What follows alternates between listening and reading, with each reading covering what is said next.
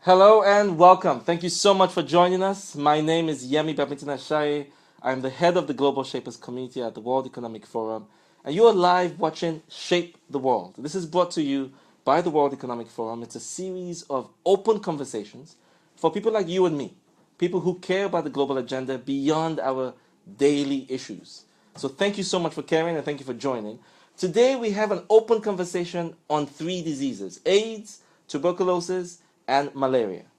Now, you care about these diseases, or one of them, that's why you're here. And I'm so happy to say we have a very special guest, Dr. Mark Dybul, who's the executive director of the Global Fund to fight AIDS, tuberculosis, and malaria. You want to say hello, Mark? Hi. Thank you. Thank you so much for joining us. Now, as you know, this is not a press conference, so Mark has agreed to be informal, and he'll share his personal opinions. So please don't write any formal letters of complaint. This is purely personal. Now, you know how it works. This is your broadcast to run. You ask the questions, and we get answers. If you ask no questions, we've got no show. So I'd like you to please post questions in the feed. I get your questions right here, and we will get frank and open answers. Now, while we wait for questions to come in, I actually want to frame this a little bit. The Global Fund, I think, was set up in a very unique way. And, you know, every once in a while, people get together and say, enough talking, we want some action. And back in, was it 2002? Not often enough, but yeah. Not often enough, I Yeah. guess. So back in 2002, when the fund was founded, I think it came about the similar way. People said, you know what? Enough talking. On these three things, we know enough to act. Let's get to action. Now, since we have you here, can we just check in and say, you know, how's it gone? Did it work? Yes, Is it working? Yeah, it's worked. You can always do better, but it's absolutely worked. And it did happen that way. Kofi Annan said enough is enough. It was actually started as an AIDS fund, but then it evolved into TB and malaria too. But then President Obasanjo got on board and the G7 and people said enough is enough. Let's actually come together and act. And so the unique thing about the Global Fund is we were created to be a public-private partnership, which meant, you know, we're not going to end the AIDS, TB, and malaria epidemics if it's just government, if it's just multilateral agencies, if it's just the UN, that we actually have to all come together and focus on people in the countries and bring in the communities, bring in the private sector, bring in innovation, be flexible and nimble, respond rapidly, and support people in the countries. And that was a very unique piece. Yes, I think that is unique. Now, welcome if you've just joined. This is an open conversation on AIDS, tuberculosis, and malaria. You must be special because I don't know many people who will dial into that, but thank you. Now, please ask your questions. We're live with Mark Dybul, who's the executive director of the Global Fund based here in Geneva. Please post your questions in the feed. In fact, why don't we break this up into three sections, okay? Just so that we can work well. Right now, let's talk about what's worked or what's not working, right? So if you have any questions about what's worked or what's not working on any of these diseases, please post in the feed and we'll take your questions. Then we can look to the future. So first, what's worked, looking back. Then we look to the future. And then Mark has agreed to go personal. Is that still okay? Yeah, depends on how personal, but yeah. Then we'll go personal. So save your personal questions for the end. So let's talk about what's worked. All right, I want more questions in the feed, please. Thank you, Anna. All right, Anna is saying AIDS drugs are expensive. What's the incentive in stopping the spread?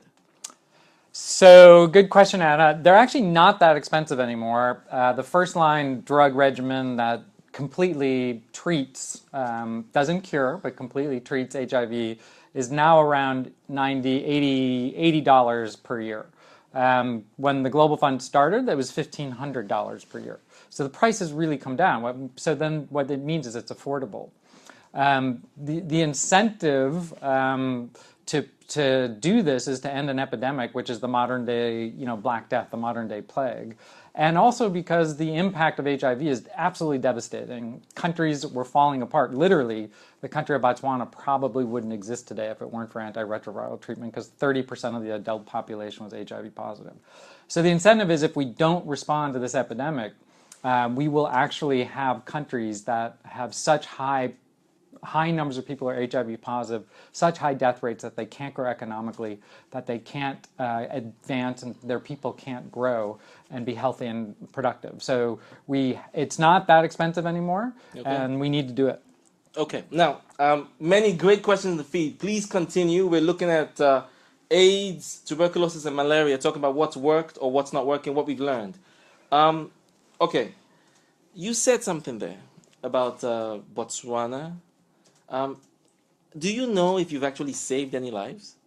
Well, we haven't saved any lives necessarily. The countries have saved the lives, and that's one of the great things about the Global Fund. So the programs that the Global Fund has supported have saved 20 million lives, which is pretty extraordinary. That is. 20 in million less lives. than 15 years. Yeah, and by the end of this year, we're on track to have that at 22 million. But it's really the countries who have done it. Yeah, it's really the countries who have done it. I think that's the key issue. What we do is support the countries. And I'm clear it's country. The government has to lead and be engaged, but it's actually everyone in the country. All right, let's actually talk on that point. I think something else people say about the Global Fund is your structure is actually a bit disruptive. Or at least, I mean, the polite people say different. Yeah. But the frank people say it's disruptive because you don't have any country offices. Is that correct? Yep.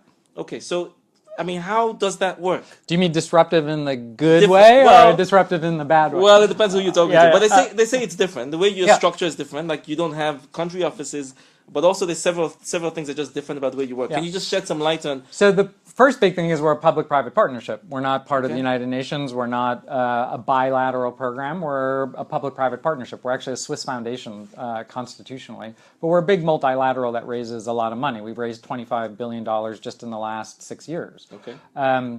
But what's different about it, what was disruptive, is to not have country offices, to say, actually, let's let the people in the country do the work. We don't need someone else parachuting in and being there. So there's an element of bottoms up. Yeah, the community has to drive the response. The country has to own the response. And that's how you get progress. Okay. All right. I mean, I think some of you, like me, may be shocked that that's considered disruptive. But with the Shapers community, we're very bottoms up. So we like that. At least I like that. Yeah. Okay, now, but question on that note. Has it worked? Yes and no. I mean, it's worked to the extent 20 million lives have been saved. We need to do better. So we're on the right side of the tipping point in all three diseases, but we have to get to the end. We have to get to the end of these epidemics because if you don't, the thing about infectious diseases, if you don't get to the end, they'll just come back. Now, when you say end, you like what? Like kill them, stamp them out? So in the case of malaria and TB, yeah, we have the tools to actually end them as epidemics. So we actually can, we have curative treatment. We have curative approaches to TB and malaria. And if you have something that's curative, that means you can actually eliminate them. Okay. So many countries in the world have eliminated malaria. Many countries in the world have eliminated tuberculosis. HIV we can't completely eliminate. So we can get to control, what we call control. What that means is it's no longer a public health threat. You know, your generation grew up, you don't know a world without HIV. You don't know a world without HIV being a dominant public health threat. We can get to the point where it's not a public health threat anymore. With a little more innovation, a vaccine, or ultimately a cure, we can actually get to eliminating HIV too. So will we ever get to a point where there's a vaccine for either HIV or malaria or TB? We actually have them for all three. They're just not particularly effective. So we're trying to get the percent effectiveness of all the vaccines up. Can you say that again? Yeah. We have vaccines for HIV, TB, and malaria. Yeah, they're just not particularly good. All right, so, you heard it here first. Okay.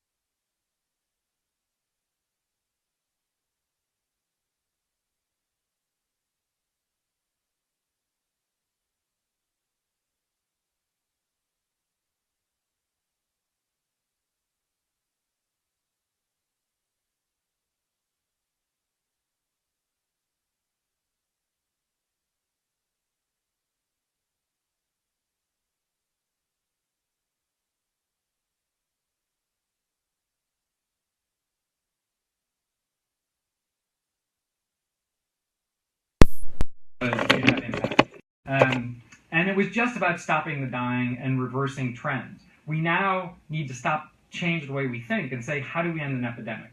And we're still thinking and acting the way we did 15 years ago, just expand treatment, just expand X, Y, or Z. Yeah. It's not going to work. We've got to think about how to epidemic, including the social characteristics like gender equality, which are essential if we're going to end this epidemic. All right, fantastic. I'm going to take a few questions. So are you ready? I'm ready. We need quick fire. Okay. All right. For those who are just joining, we're talking about AIDS, tuberculosis, and malaria. We have 3 segments. We're talking about what we've learned, what's working, what's not working. Post any questions about that now. Then we're going to segue to looking at the future. And then we're going to get personal. Is that okay? All right, Ravi, you get the first question. Thank you for your patience. You ready? I'm ready. Is this fund working in India? And how are you contributing? That's a big question, Ravi, but he can handle everything. But it's easy, Ravi. Yes, we are. India is actually our second largest portfolio. But given the size of the country, that's not particularly unexpected. They have a low rate of HIV, but a lot of people. The biggest problem in India is tuberculosis. So India has one of the largest burdens of the largest burden of tuberculosis in the world. And it's not showing any signs of getting under control. And they still have some malaria up in the north, and they can actually eliminate malaria. So it's our second largest portfolio. All right, thank you. Great, Frank. Quick question, a quick response. Tracy, you get the next one. How does AIDS spread? And do we need to be afraid standing close to someone who has AIDS? Absolutely not. So we really need to get the science out, obviously, because it should be. We need to have it widely known that you can't get HIV except for extremely intimate contact, and usually that means sexual contact or sharing needles or being a mother and having a child or a pregnant woman. But you cannot get this virus by any casual contact whatsoever, any way, shape, or form. All right, so we can be close. We can be very close. Can we get a bit closer? Yeah, just. No, I don't have HIV anyway. So. I don't either, but we can get close. Yeah. Just to make the point. Now, something else you just said struck me. Today is the International Day to End Violence Against Women, and unfortunately, it's still an issue. Now, on these 3 diseases, do they disproportionately affect women or not? Absolutely, especially in Africa. Especially southern Africa, but also in pockets of East West Africa. And it's actually driven by gender violence, because relative to the last question, it's sex that often leads to the spread of HIV, and it's older men preying on younger girls, younger women, adolescent girls and young women. And it's often based in violence, and it's often based in abuse. And so gender-based violence is actually driving the HIV epidemic in many ways in southern Africa. And also in Papua New Guinea, also in parts of Latin America, but in southern Africa it's really prominent because of the numbers that are at risk. And so it actually leads to a really important point. This is not a medical disease right now, it's a societal disease that's driving HIV. Okay. It's the societal pieces that are driving the epidemic, and if we don't get this right, we can't actually end the HIV epidemic. All right, and by the way, TB is the largest killer of people with HIV, and so therefore TB is also affected and disproportionately girls and women in southern Africa. Okay, thank you. So let's work together because we need to make progress. These diseases are killing people, and for those who are passionate about gender issues, it is disproportionately affecting women. So even more reason to join the fight. Let me just put numbers on. In some parts of southern Africa, for example, young girls are 10 times more likely to be HIV positive than young boys. Wow. Okay, I'm sorry, I'm a bit shocked by that. Just 10 times. In some communities, 10 times more likely. Okay. The average is lower, but you can go. The problem is the tyranny of averages is really bad. We look at stuff as an average. There is no average. Everything's in person to person. So in different communities, we find rates 10 times higher in adolescent girls and young women, and overall rates that are just appalling. All right. Thank you for the responses there. We need more questions. We're about to segue to the future, but you have more questions. Now, maybe something that might help us bridge to the future. You've been involved in the fight against AIDS for a long time. You were 25 years. Previously with PEPFAR, and you said something even before that. Oh yeah, in my academic career and my research career as a young activist in San Francisco. Now, how has the world changed in the fight against AIDS in that period? Have you noticed anything So at the beginning, it was, fighting just for people to recognize HIV. So, and as a young gay man in San Francisco, it was a big fight. Just in the United States, to get the president of the United States to say the word HIV or AIDS. That political leadership started to change around 2000, and that's when things like PEPFAR and the Global Fund were created. Okay. And UNAIDS. It became partially okay. There was still a lot of political resistance. But now we're at a point where we're up to almost $20 billion a year being spent, and half of that from countries themselves. So half of it's external, but half of it's from the countries themselves. When we started, we were less than $1 billion. So massive, way less than $1 billion. So massive, massive change, massive political commitment, recognition of the disease, recognition of the cultural issues that are driving the epidemic, but we still have a long way to go. Okay, so big shift. Big shift. Okay. Huge. Back where we are today, 15 years ago, everyone said was impossible. Okay. And the fact that we can actually talk about this on mainstream and it's okay, that's a big shift as well. Big shift. Drew Dip, you get the next question. Drew Dip wants to know, how much money do we need to cure all these diseases? So the estimates are pretty huge.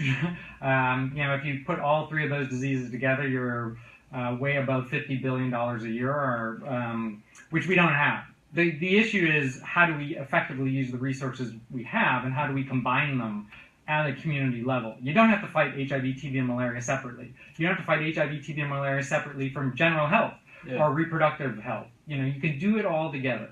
And that's where we can save efficiencies. We can save we need more money, no question about it. Yeah. Countries need to step up, especially countries with the problems, the countries as their economies grow. But we can do so much with the resources we have today to control these epidemics. All right, thank you, Mike. And we're getting difficult questions. Mike would like to know, how does Michael Johnson, the basketball player, stay alive?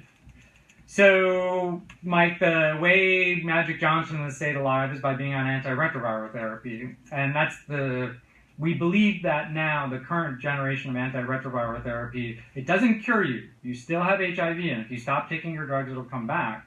But our best guess is that you can live a normal lifespan now if you take and stay on your antiretrovirals, and then die from a heart attack when you're old, and have a normal lifespan. There are several studies that show that. Did you just make a heart attack sound positive? Yes. Okay. It's better to have a heart attack at 80 than die at 30. Of course. From HIV, or 15, or 12. Okay. Let's get more questions in. We're talking about HIV, AIDS, and malaria. If you have no questions, we have no broadcast. Now, I want to take you up on something else you said earlier. You talked about your different approach to things. And I've heard you say a few things here where you keep talking about the national government, and I've also heard you often talk about something called the Global Fund family. Now, can you please explain, what's the Global Fund family? The Global Fund family is everyone who wants to get involved in the fight against HIV, TB, and malaria. So that includes, all of us? Absolutely. You're part of the Global Fund family by watching this broadcast. Congratulations. Welcome to the family. Thank you. No, but seriously? Seriously. Okay. So that means that there's something everybody can do? Is that what you mean? Everyone can do something, and it's unique to each person. So some people will be an activist. Some people will send letters to their parliament or their heads of state to say, do more on this. Some people commit their lives as a healthcare worker, as a community worker, as a politician, as an activist. Everyone can do something. In the private sector, if you're in a corporation, you can drive your corporation to have good policies on HIV and to contribute to the global fight. It doesn't matter where you are or who you are, you contribute. And that's the key point. If everyone doesn't get involved in this, we will lose the fight. You've got to maintain the political momentum, and everyone needs to be involved. Okay, so we'll take you up on that offer. Alexei, I love your posts. Can you please post a question, though, and we will ask your question, Alexei, okay? Let's get a question. Everybody in there, Akudo! Great. Oh, you have a shout out from Akudo. She says hi. Akudo, how are you? Good to see you. All right, so she has a question. We'll take your question. The U.S. has been the largest donor to the Global Fund. Do you see this changing with the new administration? Wow, easy questions. Thanks, Akudo. It's such a good friend. President-elect Trump actually commented on the campaign trail that he thought investing in PEPFAR, the question was about PEPFAR, was a good investment and we should continue. It was started by President Bush, a Republican, but it's always had strong bipartisan support. Vice President-elect Pence was a huge supporter of PEPFAR. He actually was a key person to help drive the reauthorization, the renewal of PEPFAR when it went from $15 billion over 5 years to $50 billion over 5 years. So, Vice President-elect Pence has been a big supporter for a long time. So, but I want to make the point very clear. There's been strong bipartisan support in most countries, actually. It's always a cross-party for investing in the Global Fund, for investing in the fight against AIDS, TB, and malaria. All right, thank you very much. What a smooth answer. Did you guys see what he did there? Really smooth. All right, we'll let him off the hook. And please roll on with the difficult questions. And then has a question. What kind of mechanism you think we can put in place to make healthcare and education free for everybody? So, and then before Dr. Dybul answers, that's a PhD question. Yeah. But let's give it a floor. He can handle it. I'll do it very quickly. So the Sustainable Development Goals are actually really important because in health, yes, we still need to end the 3 epidemics, but we also need to have universal health coverage, which is basically what you're talking about, which some countries have achieved. Japan actually introduced it in the 1950s, back when they were a poor country just after the war. Universal education is getting a lot of traction for primary education, but actually has to be secondary education and even beyond that, technical training and other stuff. But what you're putting your finger on is really important because education and health have to go together. They're the bedrock of development. They're the bedrock of giving people opportunity in life. And so how we get to free universal education and health care, it can't be free for everyone because some people can afford it. It doesn't work if everyone has it for free. Rich people shouldn't have it for free. Poor people should. So that's what we're about. We provide support for free care. Education, we're actually going to Malawi with the Global Partnership for Education to link education and health, and PEPFAR too, and Gavi too. But you put your finger on something. How we get there from here is a lot of work, and as Yemi said, more than a PhD, it's actually how communities come together to solve the problem. Okay, thank you very much. Rubia wants to know how can we, and Rubia, a few other people have asked this question, so I'll voice it with your words. How does one approach the Global Fund for support? And as somebody else said earlier, or is it only governments that can approach the fund? No, actually, 40% of our, it's a terrible phrase, but principal implementer in countries. Oh, you need to break that down. Yeah, so 40% of the people who get the money to use, 40% of the organizations are non-governmental organizations. And that's a very important part of the Global Fund because it's not just governments, it's everyone. But because we're not in country, we have something, this is way too complicated. You can go to our website, it's called a country coordinating mechanism, which includes the private sector, civil society. It requires gender balance and key effective population representation. So there's a group in every country that brings partners together to say, how do we invest the money best for the biggest impact? Okay, and it's on the website. Yeah, fantastic. So check out the website. Thank you for bringing that question back. Now we need to look forward. My God, more people have joined. Welcome, you're live. This is Shape the World, hosted by the World Economic Forum. My name is Yemi. I head the Global Shapers community, and we're talking about AIDS, tuberculosis, and malaria, the fight against these 3 diseases. And our special guest is Dr. Mark Dybul, who is the Executive Director at the Global Fund to fight these 3 diseases. Now, we talked about the past, so you missed that. You can watch it. But we're looking forward now. Now, I think I'd love to share with everybody. Now, you've decided not to stand up for one more term in your position. Isn't that refreshing? Somebody who's not standing for one more term. You can send him some love in the feed. But please, if you have any questions about the future, please post them now. We're focused on the future. Now, my first question on the future is, well, first of all, was that easy to make that decision not to stand for one more term? It was easy because I came in saying I was only going to do 1 term. I actually am not a big fan of people constantly staying in the same jobs, and 8 years to me is too long in one job. You need refreshed ideas, you need renewed ideas.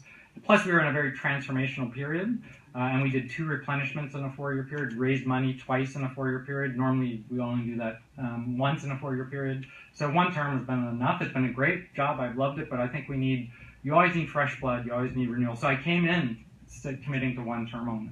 Okay, so it was easy to make that call. All right, we're talking about the future. It's not easy because I love the organization, but it was easy because I think 1 term is enough. Okay, But that means he's free to say anything he wants to say. Nah, I still have to raise money and respond to our stakeholders. But So why don't we? I mean, let's imagine he's free. And so looking forward, how optimistic? I want to go one by one. Let's start with AIDS. Yeah. Now, in terms of the future, how hopeful are you about the future on AIDS specifically? I'm hugely hopeful and optimistic. I mean, as we said earlier, we're on the right side of the tipping point, both in terms of the epidemic, but what we have to do is change the way we think.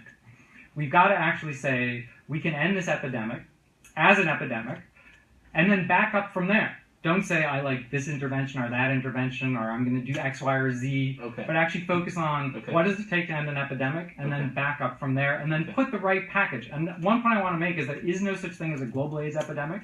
There's no such thing as a national epidemic. True for all three diseases. There are micro-epidemics that are driven by different factors, and if we focus on those, we can solve the epidemic. All right, I love it. Sebastian, I'm coming to your question, so stay with me. But I love what you just said now. So really it's about that focus, saying, we can end this epidemic and back up from there. Yep. Okay. So I guess if Same for all three, actually. Okay. All right. Fantastic. I really like it. Now, if there's somebody who really needs a mindset shift, some stakeholder in the Global Fund family, are you willing to name names? Is there like a stakeholder group that really needs that mindset shift? I'd say generally it's all of us. I mean, we're still stuck. He's a bit too smooth. I mean, we're still stuck in the. We're still very much stuck in the. What about governments? It depends. Some governments are being really progressive and saying we need to identify the different drivers of the epidemic and respond differently. So let's just take Kenya. They have 3 different fundamental epidemics. One among men who have sex with men and people who inject drugs in Mombasa. One among adolescent girls and young women in the West, in Homa Bay and Kisumu. And in Nairobi, it's kind of a mixed epidemic. There's not much else there. They're identifying and responding to each of those epidemics the way you should. So that's what we need to do. Every country needs to do it. And everybody needs to kind of have that mindset shift. Everyone needs to. Fantastic. Thank you. Stay with me, Sebastian. I am coming to you. Let's move to tuberculosis. Yeah. How hopeful are you on that? So I'm hopeful, but a little discouraged because it's the one that's receiving the least attention. Really, it's kind of like it's been around forever.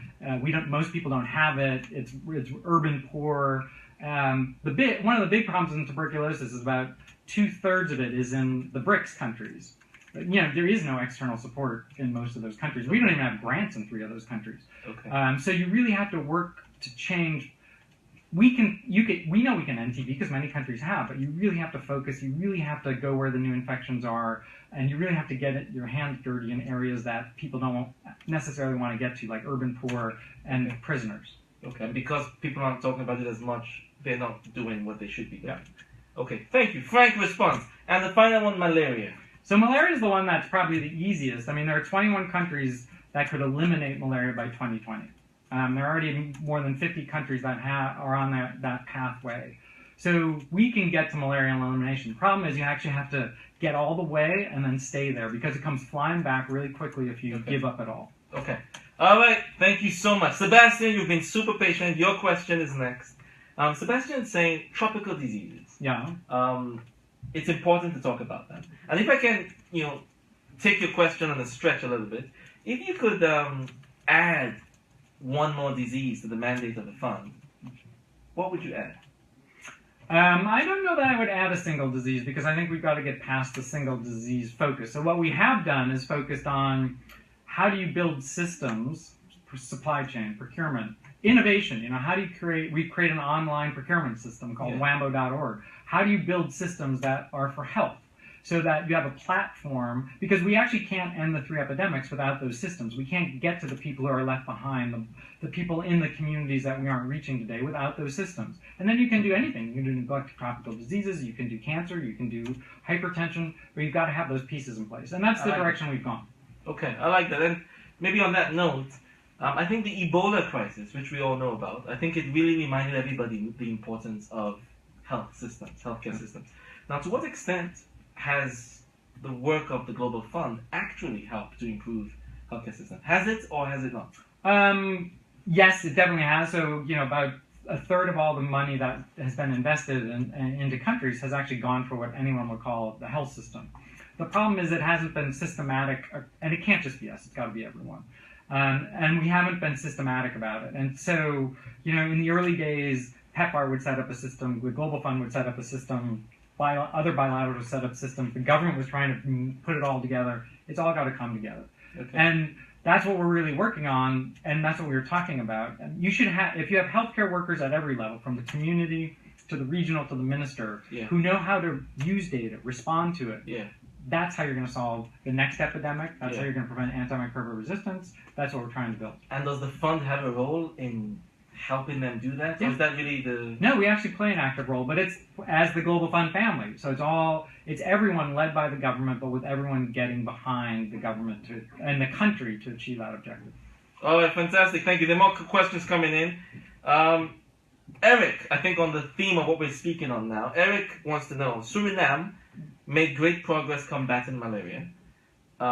And he'd like you to please comment on, does the fund play a role in helping other countries adopt the best practices of other countries? We do. We have a role in that. That's principally WHO is the lead. We're actually a financing organization, which is why we're a family. We're a partnership organization. Technical agencies like WHO and bilateral programs, the U.S. President's Malaria Initiative, the United Kingdom, and others do a lot of the technical stuff. What we're focused on is sharing positive and negative deviants, identifying good quality programs and what makes up a good quality program. Suriname has done a great job. You're going to get to elimination, and we've supported Suriname to do that, and we're going to support a whole bunch more countries to do it. All right, thank you so much. We're going to have to let him go soon. We really actually run out of time. But it's time for the third segment. This is the personal segment. Mike, you get the first question. You're way ahead of the game. But everybody, can you please send us in some personal questions? I think he's a little nervous now. He's touching his wife. Yeah, I'm fine. You okay?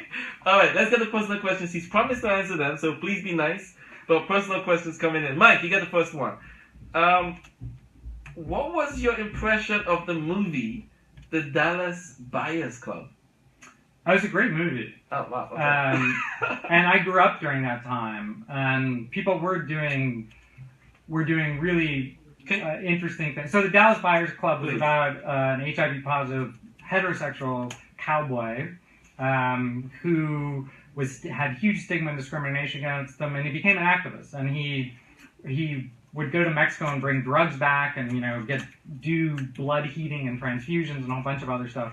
And that's what people had to do back then because the stigma and discrimination were so high. I mean, I, as a doctor in San Francisco, was with 15-year-old young gay men who died on their own in the hospital because their friends and family abandoned them, and they were afraid of catching HIV from them. So that actually is what it was like back then, and that's what it's still like in some communities where people still have high stigma and discrimination. Okay, sorry, that's so depressing. Well, it's not depressing because we're in such a different place. Because go to San Francisco today, it's a completely different city than when I was a young doctor there. I mean, and if you go into Africa, and I'm privileged to go to communities I was in before, life revolved around funerals. Life was death. Yeah. Everyone thought they were going to die. There was no hope. If you think you're going to die, if you think your whole family's going to die, which entire communities felt, why get yourself educated? Why educate your kids? Yeah. Why try to get a job? So it dramatically changed. But what that story told is what it was like. And actually, it's a very hopeful thing because no one will recognize that today, except in a very few isolated communities. Okay. All right, we are live. We're taking personal questions. If you've just joined, a nice, easy part of the conversation. Send us in some personal questions for Dr. Mark Dybul, Executive Director of the Global Fund to fight AIDS, tuberculosis, and malaria. We're almost done, but get your questions in and he will respond. Now, on this note, we've just been talking about kind of what it was like, I guess, at the time of that movie, the Dallas Buyers Club. Okay. In Texas in the 80s, I think. Okay. Maybe 80s. It had to be the 80s. Okay, can I just ask, I'm listening to you, what drives you to work in this field? You were a young doctor, you've been working in this field for a very long time, so, and as we learned, things were much worse. So, yeah, and there wasn't even much money in this field back then. There was none. So what drives you to do this? So actually, it was before I went to medical school. I actually hated science and medicine. The last thing I thought on earth I'd be doing is this. So I read a cover story on USA. I can't remember the name of it right now. That's fine. U.S. News and World Report. on AIDS in Africa, and I changed from trying to get a PhD in philosophy or theology or poetry, I couldn't decide, to going to medical school because of the AIDS epidemic. So it really was, I can describe as like love, something that captures you, and you try to fight it off, but eventually... So you watched something about the epidemic, and that just got you? Yep, and I changed my life from going into an academic career in philosophy and theology to going to medical school with no pre-med classes, no science. Wow. I hated science. And I wound up being a scientist. Wow. And that has just seen you through all these decades? That's never left. Okay. That's very powerful. Thank you very much for sharing. All right, we're in the personal space. As you can see, he's willing to go personal, so please send us in any personal questions. Any personal questions? Yes, great question on anti-corruption. We want some personal questions. And I love the hearts. Lots of hearts, as you can see. Thank you for the hearts. We love you. We love you too. But can we get some questions? No questions, no show. So do you have any personal questions? Please send us some personal questions. I'll ask you, any regrets? For those who just joined, he's serving one term and he's standing down. So next year there'll be a different executive director. As we wait for your personal questions, please send them in. Do you have any regrets? Regret is a strange word. I wish we could have done certain things better. I don't spend a lot of time wondering about the past. I try to learn from things and move to the future. Yeah. I regret that we haven't made more progress on adolescent girls and young women. I regret that we haven't made more progress on getting TB on the political agenda because it's something we can eliminate. I regret that we're not engaging young people, which is why I'm so delighted you're doing this, to get your generation's going to end these epidemics or not. And so we haven't done enough to engage you, and that's what our replenishment was all about. That's what Prime Minister Trudeau ran the whole fundraising cycle on. We need to engage young people. So I regret we haven't done that as much as we should have. All right, thank you so much. So personal. So 3 regrets, regret is the wrong word, but 3 things we could have done better. So young women, adolescent girls, TB on the political agenda, and then just young people, getting them engaged. So thank you. We want some more personal questions. You speak now or forever hold your peace. You had a chance to ask him personal questions. If you don't take it, please don't blame me. Rubia, I think he's answered this question. Rubia wants to know kind of your general experience working in the Global Fund family. Rubia, you've been around the whole show. You got the term. Great stuff, Rubia. So what's been your experience like? Thanks, Rubia. From a personal level. I've loved it. I mean, the dynamic, motivated, smart, committed people. I'm talking from the country level, in the community. And that's the most motivating when you go to the community and see these people giving everything they have for someone else. But that sense of service, that sense of humility, that sense of caring for others permeates the whole Global Fund family. And it's an awesome experience, and it's been a great experience. All right. Thank you so much. If you have no more personal questions, let me fire off a few that I know people will want to know. But why are you feeling so shy? He's answering all the questions, and they're all there. Look at all those hearts. All right. Thank you for sending hearts. Can you send me a question, please? All right. Love you too, and happy Thanksgiving. Hi, Erica. All right. We want personal questions and then personal questions. So let's fire off a few because I know people ask these, but they must be shy today. Favorite food? Japanese cuisine. All right. Yeah. Lovely. Favorite country you've been to? Tough one. The last one I visited. No, I mean, every country is so different. The people are so unique, and I hate it when people say, "Oh, how's Africa?" There's no such thing as Africa. Yes, I mean, yes. every country is different, and they each have beautiful and wonderful things about them, and every country in the world does. So I usually say the last country I was in because it's true. Okay, fair enough. Thank you. Music. Yeah. What kind of music do you like? Pretty much everything except heavy metal. But love classical, jazz. I'm not a big pop fan either, actually. Okay. But I love traditional rock and rock before it turned into pop. Now, are you the kind of person who has one favorite song or many favorite songs? Many. Many. It's like poetry. Like poetry. Okay, can you give us one of them? If It Be Your Will by Leonard Cohen. Oh, alright. I love Leonard Cohen. I don't know that song, but I would have to. Oh, check it out. Check out Anthony's version of it. Okay. Anthony's version of If It Be Your Will. Yep. That sounds somewhat faithful. It is a very faithful song. It's a remarkably faithful song. It's a very good word for it, actually. Check it out. It's awesome. Alright. Listen to the words. Don't just listen to music. Listen to the words. Yeah, I love lyrics in songs too. Erica, thank you. Personal question. What makes you get out of bed every day? Back pain. No. You serious? No, I love coming to work. I love the people I work with, and I love what's happening in the world today. A little fear too. We're at one of those unique moments in history when we can either come together to solve big problems like we've been doing and continue to look forward and outward and be hopeful, or we can do what we've done too many times in history and look backward and inward and be out of fear.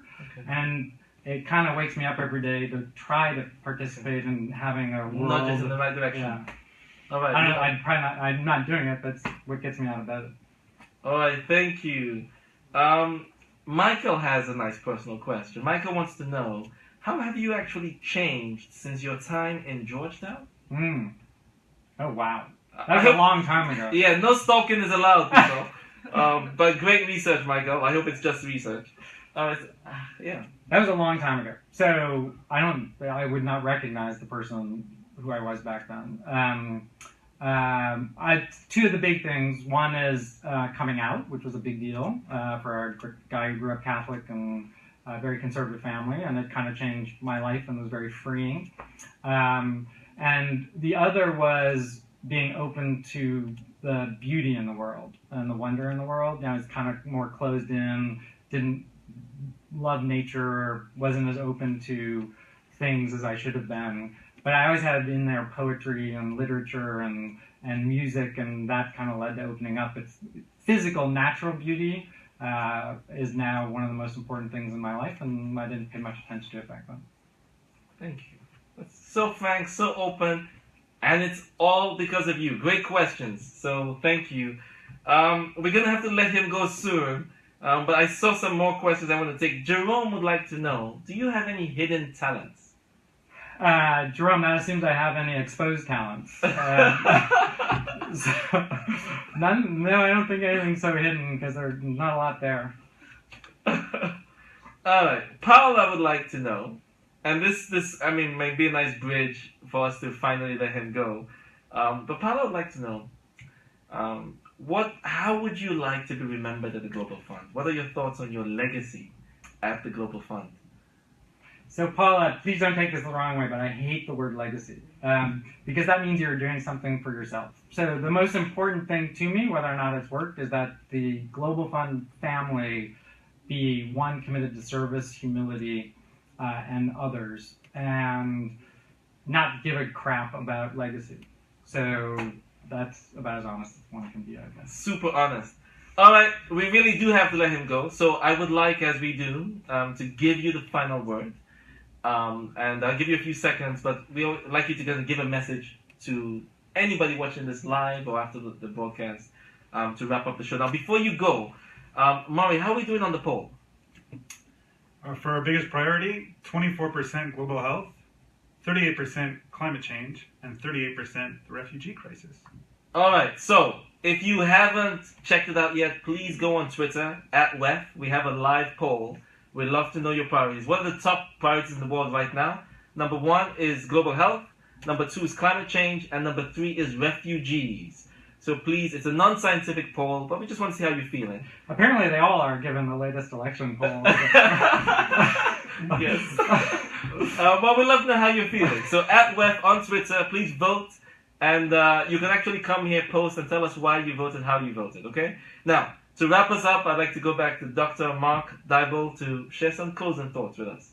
The only thing I'd say is thank you for being engaged enough to join us, but most importantly, engage more. Get your friends to engage. We can end HIV, TB, and malaria. Imagine, TB and malaria have been around literally for thousands of years, for recorded medical history, and we can eliminate them from the planet.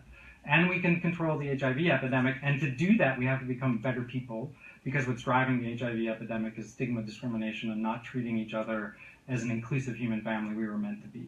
And that only changes if you're involved, if you engage. And you can do it however you want. And you have to get others engaged. It can't just be, you will find solutions we can't even dream of.